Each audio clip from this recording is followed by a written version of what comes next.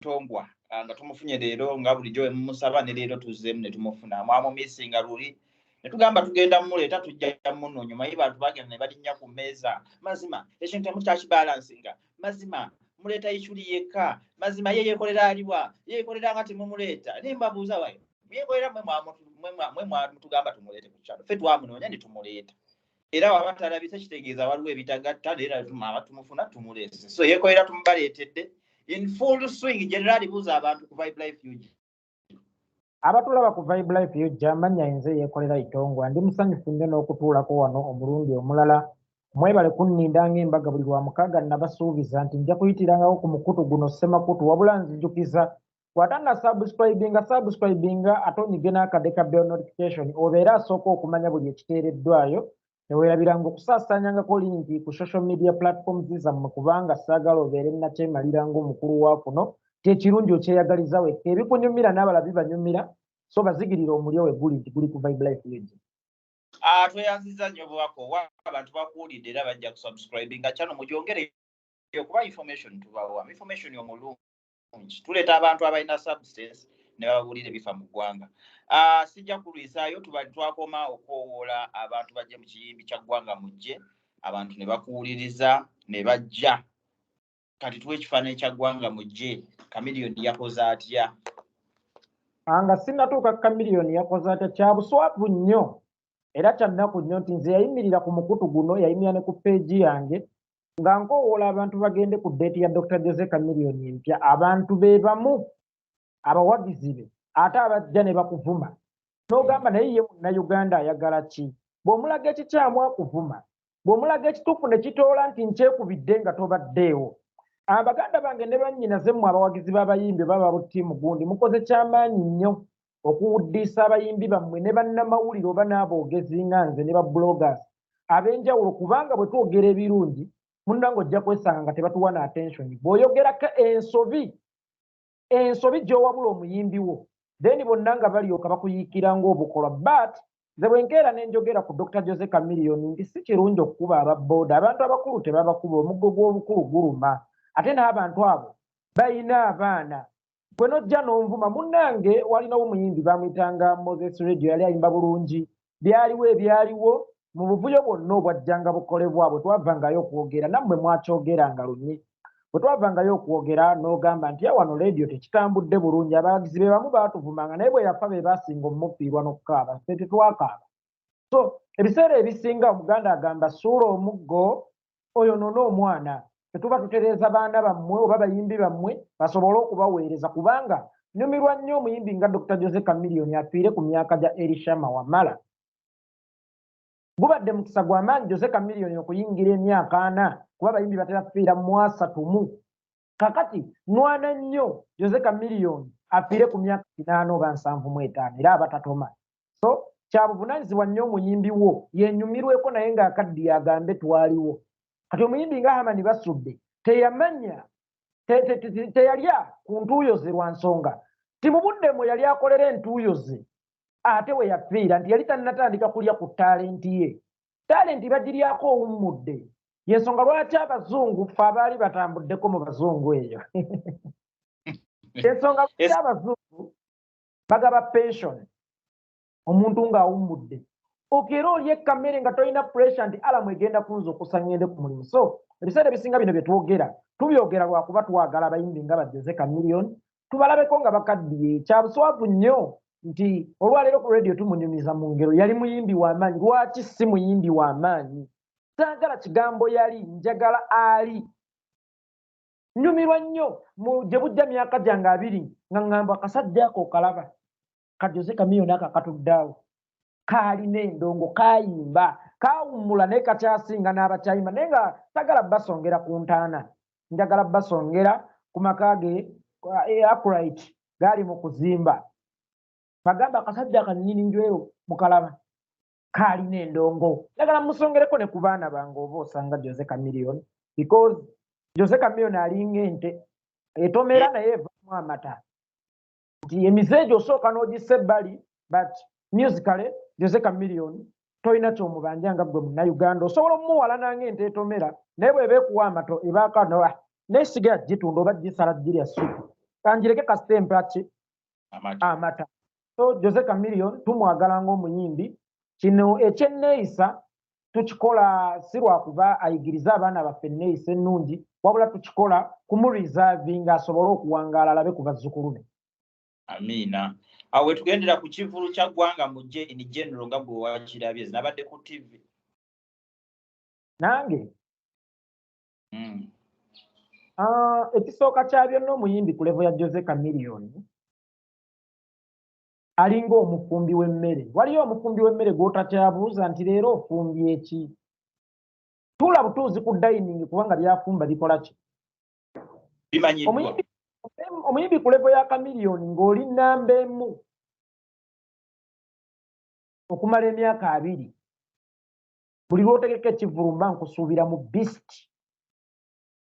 Ago si mawulire Chameleone okufuna abantu abangi, era si mawulire Chameleone okuperforminga obulungi. Ago tegaabadde mawulire kuba ekyo kyensuubira mu muyimbi ali ku level ya Dr. Joseph Mayanja. Kyabadde kirungi, njagala okwebaza bannayuganda mwenna abataaninze app ne mujjuza ekivulu mwalaze Jose Chameleone nti akyali muyimbi wa muzinzi nnyo, era abantu bakyamuwulira, akyayogera ne bawulira. Omanyi kya buswavu nnyo, obusiraamu buno butugamba saasiranga nnyo omuntu yali abaddeko n'obuyinza ne bumuggwako, yali abaddeko n'omukyala oba omwagalwa omwami oba omukyala n'amulekawo, yali abaddeko ne ssente ezimuggwako. Kale omuyimbi nga Jose Chameleone kyabadde kigenda muluma nnyo, eyali ayita ne bajja ate leero ng'ayise ne mutajja. Kyabadde kya buswavu nnyo kubanga abadde mu buyinza bw'endongo okumala akabanga, kakati kyabadde kya buvunaanyizibwa nnyo okumulaga nti okyalina obuyinza mu ndongo muno. Nga gwe omuntu amanyi okuyimba, amanyi ebivuga, tulabye abantu nga bagamba waliwo ampandikidde ku makya n'angamba akolabe ku posti oyogere ku solid band bulijjo tukubira kakwe tukubira engalabi bandi yazze neekuba. Wabaddewo njawulo ki wakati wa bandi ezibadde zikubira Chameleone emyaka egiyise nene yakubye? Oyo atukubiriza mu show yabaddeyo? Simanyi. Bw'aba teyabadde ababaddeyo baanyumiddwa. Simple as that. Toyina moral authority ekuliticizinga kivulu mw'otaabadde. Toba muwagizi oba munyumizi oba musungu. So ababaddeyo baanyumiddwa. Oli musajja muganda nnyo, twalabye omukulembeze wa NUP nga bakuyita kugereesa nti enkuba nnungi nnyo, rain is a blessing, naye weeba tesudde stage. Statement etegeeza ekyetegeeza nti omulimi abaayo ya nkuba naye nga yo weebwayisa akaaba nkuba, nti ewabeera ekirungi gy'oli kiyinza okuba ekibi ku sayidi y'omulala. Kyabuvunaanyizibwa nnyo ye Mukama abalansinga n'alaba ani afiirwa ennyo, n'agamba nti Jose Chameleone oyinamu ku ssente wano kanteekewo enkuba ab'e Butambala ate bo basobole okufuna emmere, wadde gwe ogenda kufiirwamu nja kukufunira deeti endala kuba endyangawuzi e Butambala ziri mu kufa. So enkuba nnungi nnyo, kabonero ka mukisa naddala nga tekakosezza bizinensi yo. Kyabadde ategeeza. Abadde ategeeza. Ndowooza era ogenda kumbulira ku posti gy'ataddeyo ku makya nti tobeera mu rasta mutuufu. You are not a Rastafari if you don't care about humanity, human torture, human rights, obeera rasclat. Omukulembeze tavumye. Avumye ani? Emessage ebadde egenda wandi bannayuganda ffenna oba abadde alina omuntu specifically gw'atunuulidde? Eri buli mulaasa omujjegga. Ebadde egenda eri buli mulaasa omujjegga. Abalaasi tuli bangi wadde abamu tetulina nviiri Yekolera. Abajjegga. Waliwo omulaasi aba nerofit nga MC Norman Ganja. Oyo mulaasi mmanyi nti alumu ekikutteko afa ku ddembe lye ery'obuntu teyeerowoozaako yekka. Naye omulaasi nga weerowoozaako wekka ne famire yo oba ne bizinensi ya mukyalawo obeera mujjegga. So message ebadde egenda eri abalasita abajjegga bonna, ebadde tegenda eri muntu yenna Ssekinomo. Nga tukyali mu kiti kye kimu ekya NUP ku lunaku olwokuna waaliyo okutongoza ekibiina kya NUP ekyekawempe. Kiri kawempe kiri ludda kyatonyamuko n'enkuba sondooza gyali mikisa. Nalaba Motomouth omwogezi Wisdom Kaye ng'akubidde Bobi Wine salute era n'alangirira nti yeegase ku NUP official. Ekyo kyogerako ki? Gye buvuddeko muganda wange Kaye yali akuwa abatamanya ŋŋamba nga bagamba nti munyampi. Omunyampi aliwa yakolagana ne Museveni oba yalya mu lulimi ne mu lubisi. Nembeera ne mugamba Wisdom Kaye, fenga ffe otuwoomera tukooye okukwendako obwenzi. Bwe baba bakubuusabuusa nga naawe okakasa omutima gwo guli eno, gira ddala.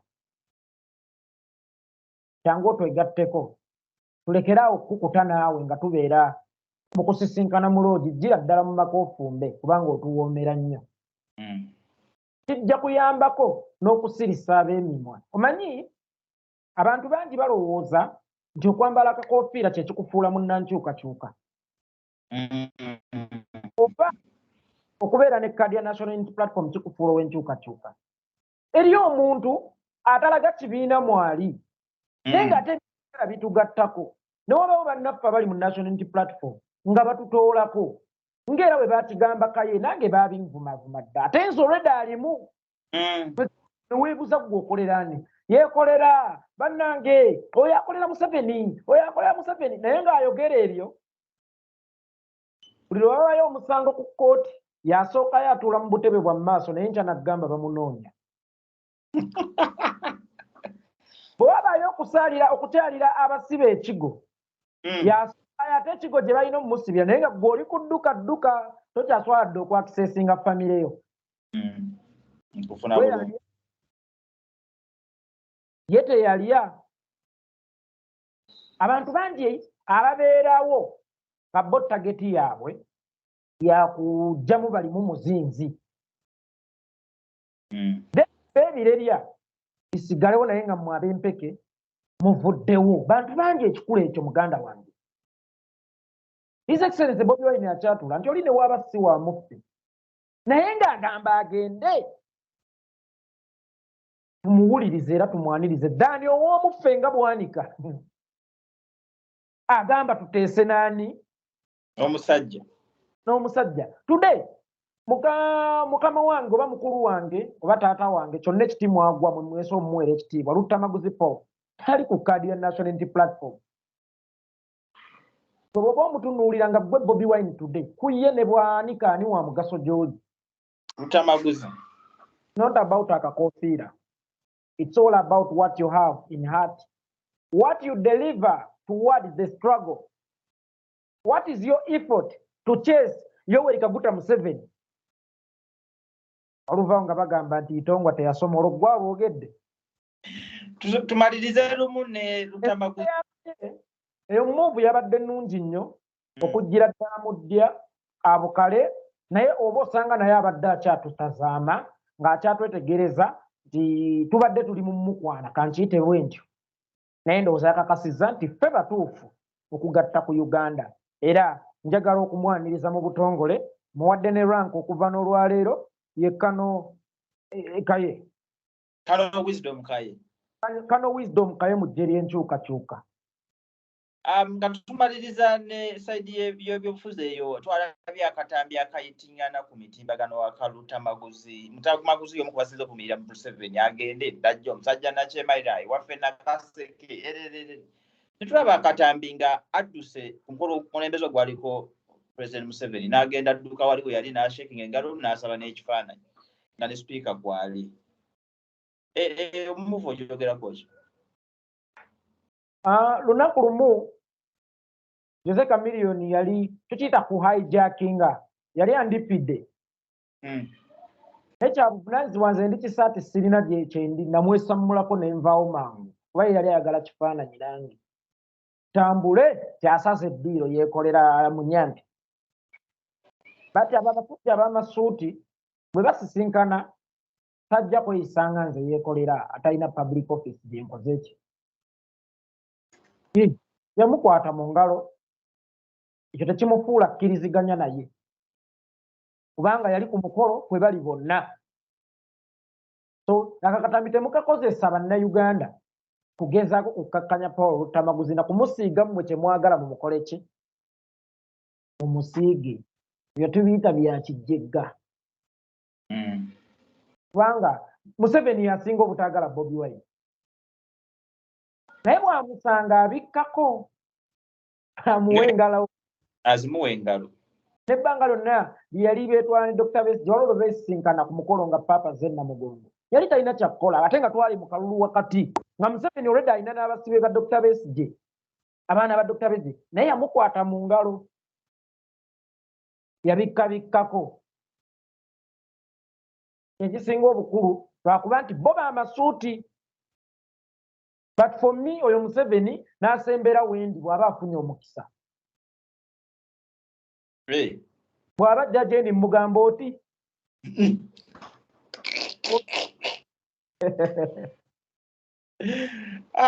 bwana Yekolera twogereyo ensonga ndala bbiri ensonga ya Born in Africa ebadde ekyatujja paka wetutuuse ku ggwanga mu jjendoza yagezikiriza twasooka okumanya nga Nesenre avuddeyo n'agamba nti Fire yali overrated tewali nnyo something extra kyeyali akola kiri awo kyamaanyi kimufuula w'amaanyi ye muwandiisi w'ennyimba Nesenre sooka mpe submission y'okwoyo tewaliwo kifuula Fire w'amaanyi naye asooke yeebuze lwaki yafuuka w'amaanyi nga tewaliwo kimufuula w'amaanyi talenti ye yali extraordinary ogazi autotune basooka okwatiremu wano tukaddemu bupya tugattirewo bugattizi olaba nammwe mulemeddwa okutuuka omusajja eyakubira mu biseera bya live recording ffe gye twayitanga piga twende titwajjanga n'abakubi b'ebivuga mwe bba mukyali baana bato nawe mutandika tokolola teri kukolola mistake gy'okoledde ng'oluyimba luggwa eddayo bupya muddayo buki bupya Basudde oyo yawandiikanga ennyimba naye nga basudde mu kuwandiika ennyimba ate alina owandiikiramu ebivuga nti omutwe ogwo ogutaawummulanga wandiisa oluyimba naye omaze oduteeka wali then n'owandiika solo gita ate n'ogamba ani anaagikuba bw'omala omufuna ate n'ogimutendeka ne mugenda mu studio n'omanya nti gwe kagulire ogenda kukuba rhythm gita ono gayi bamuyitanga Sylvester Busuulwa ogenda kukuba solo gita then nze basudde ennyimbe nga bwe nkuba bass gita kati ogwo omulimu toguyita mutono nnyo tuka okuzala w'abantu omuntu yenna eyakola hijja nga tewali nnyonyi tosobola mugeraageranya naawe akoze hijja ng'ogendera mu nnyonyi oli aba w'amaanyi nnyo oli abayala mwannyinaze Jennifer Fulufiga yakoze statement n'agamba Fire yabikolera Sweden naye mmwe muzaala w'abakolera Uganda Kenzo talina passport abasajja baava wano ne bagenda okunoonya sound e Nairobi yes eri wamala albamu ye gye bayita Nabutono oluyimba lwo olwasooka yalukwatira Nairobi kakati bwe Kenzo alina ssente alina buli kimu ngero okimanyi zivudde mu music lwaki ye music omufuula ente gy'okamanga togiwa biwata gende Sweden kwata oluyimba Irene bwe yali ayagala okuyiga vocals yalutabaala n'agenda e Sweden anoonya Maddox amuyigirize how to play with your voice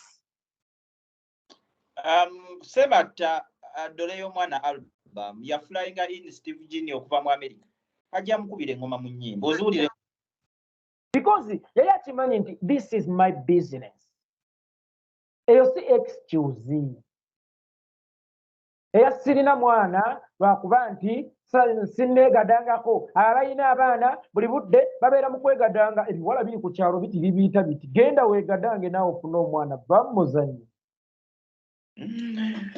Vibe Live UG tulina generally Yekolera Itongwa nga tubayisa mu wiiki buli lwa mukaaga tugenda kuba naye inshallah Mungu ng'atusobozeseza bulungi tube nga tuwayaawayamu oluyimba nolubadde lukyakutte enkuuli gye twalabidde n'omwami Bruno K n'avaayo n'agamba oli bye yayimbye ze saabitegedde ekisooka ne wetuyimirira ku live babiri oli tansobola talina kyasobola era okubalagako kanziremu oluyimba okakana pum studio oluyimba waluwuliddeko naluwulidde kati gwe bw'oba oteeka ku minzaani luliwo olusinga kati weetwalinga omuwala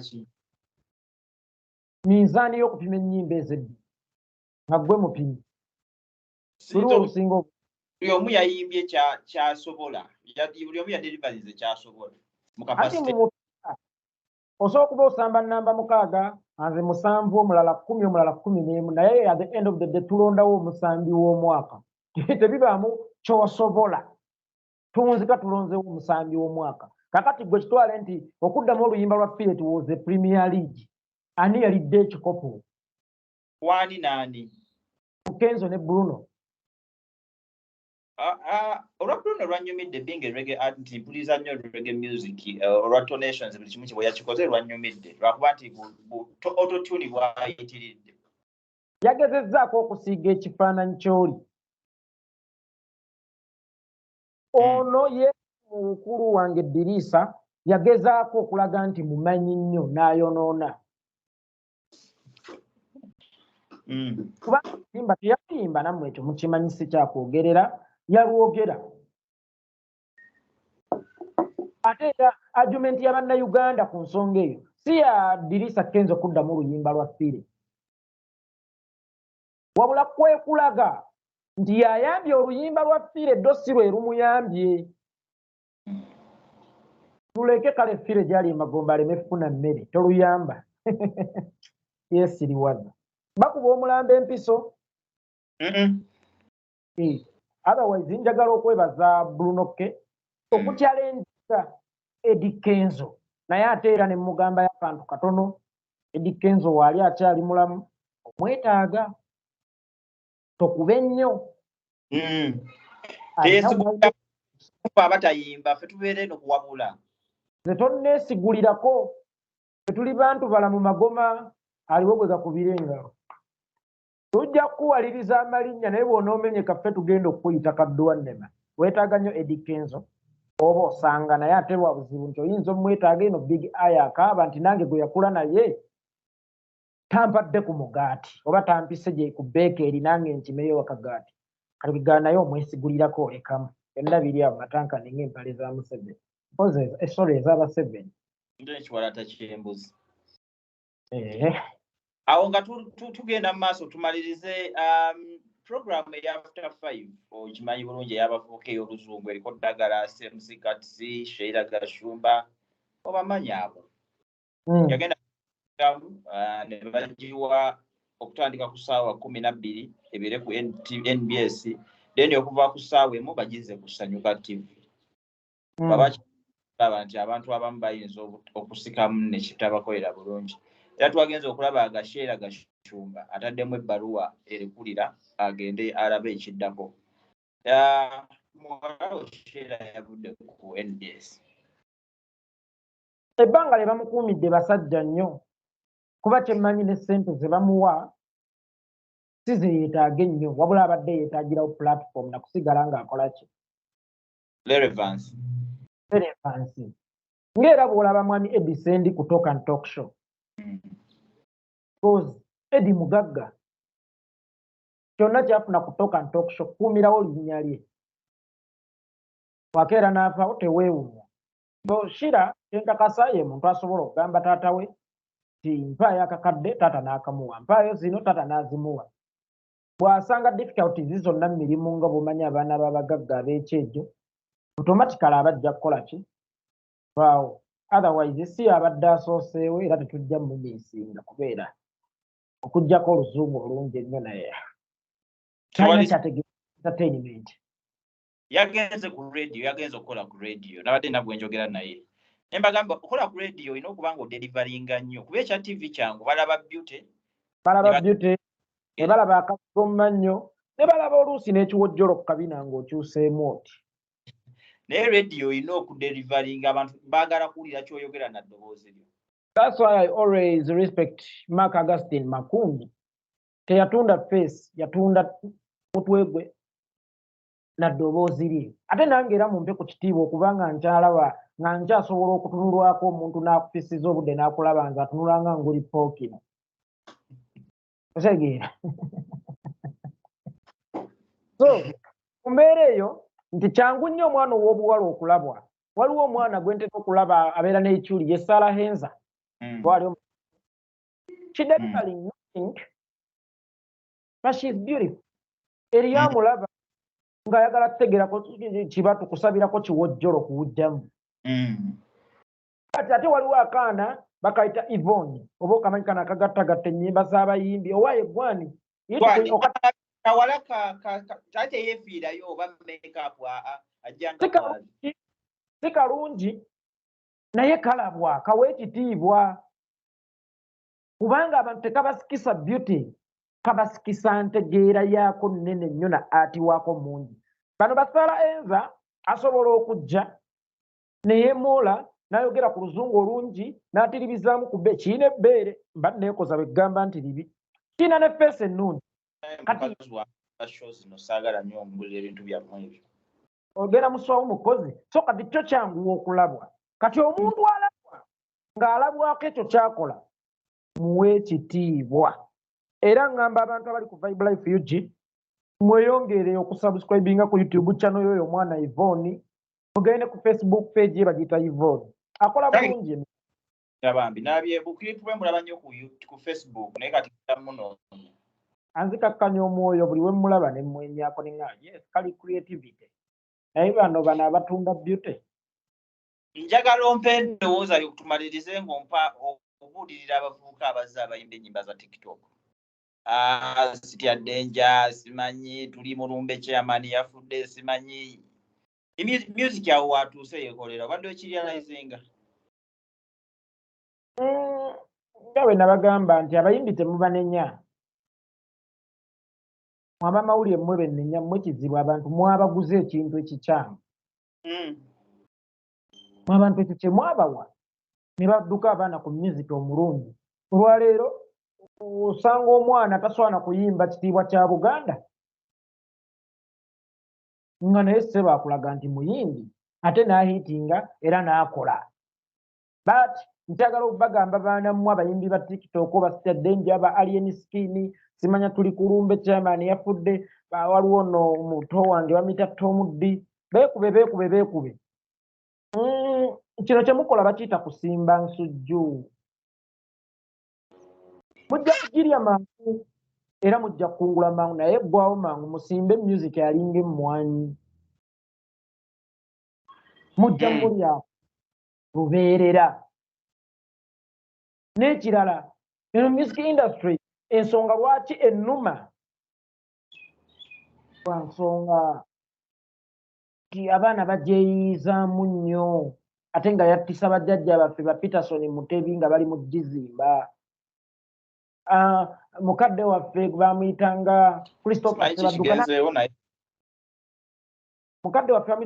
Sebadduka n'atuuka n'okwebika nga Idi Amin amunoonya. Otegeera eyali Obote 2 ng'amunoonya. Kitegeeza ti music ono mwe muli okugerezaako oba okweyiyiza waliwo abaali mu olubimbi olwo abalumwa. Nze nali ku stage y'enkuuka nga stage manager 2019 ne zireeta Fresh Daddy. Naye azze kuyimba ne ŋŋamba Matovu Junior oba omumanyi ali Canada ne Abe Mukiibi ne mbaga atagenda girinnyako amuleke yeeyiye ne mbagamba agende yeeyizeeko mu kickboxing agende yeeyizeeko mu Uganda Cranes. Lwaki buli eyeeyiya mu music industry lwaki music industry mugivuddeyo okweyiyizaamu? Recently nendaba ne mwannyinaze bambi mwana muto kize yasola mwagala nnyo bamuyita Phoebe Kadama akyasinza okubeera successful era yalaga ensi nti Kadama osobola okwezimbira eyo n'okomawo ewammwe ng'oli star nga naye ayimbye kakati ye saagala munenya njagala kunenya writer producer. Omwana yafulatinga omwana bamuwa lyrics otegeera but all and then ye bimukoledde nefe ate music industry etuluma si mu bubi era siringa mulwanyisa nti oba temumuwagira mumuwagire naye mbadde nsaba ku project ye ey'okubiri aneebuuzeeko bawandiika batya oluyimba olulungi mulagire ne producer w'okumukolera nze oyo mwana bwe musindika ewa pade asaba mukuba empi naye ng'amunoonyamu luyimba lulungi. Otegeera nti olusi twogera with the feelings with emotion music atuluma music ono ayina abaana bagobye abayimba obulungi akakawala kanaira ali kayina talent ne space yake eri occupied by abagezaako oba abeeyiiya bapita mbayozi bakivaamu lwa bintu ebyo bya kisiru ebintu ebyo badde njagala music ebeere ng'ennyanja music industry wandule buli ekifudde kiveemu Vibe Life UG Yekolera kuba muyimbi baana mmwe osobola okukola erinnya nga toli muyimbi waliwo omuto wange alien skin kitya danger mulaba music wanyumira abavubuka ekintu kye kijja mukolera ssente but attitude tereza attitude alien skin mulaba buli lunaku nengamba omwana ono alina talent but attitude we may end up losing such a talent because of a bad attitude mulinda birwamu tubalabirako baana mmwe oba baana baffe babalabirako tojja ku stage n'enkoola tekiwooma emize naffe tulina emize buli muntu alina omuze baati ndowoozo omuze gwo gwakubbanga bakazi bange naye tokuleetangako mu public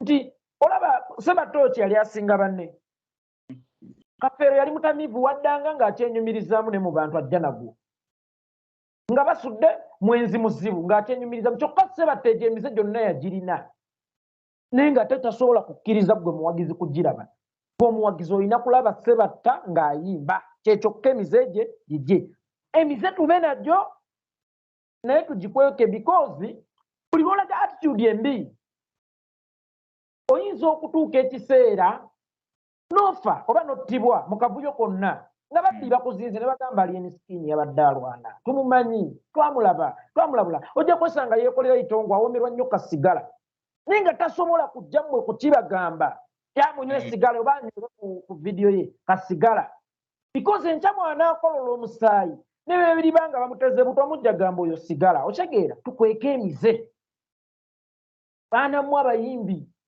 muyinza okuba muli basita munsinga ssente munsinga obwakabi munsinga emmotoka ezaaka munsinga okutula obulungi ndi muzeeyi wammwe n'endongo ngimanyi n'abagigwiriddemu mmanyi ensobi ezibasudde saagala muzigwemu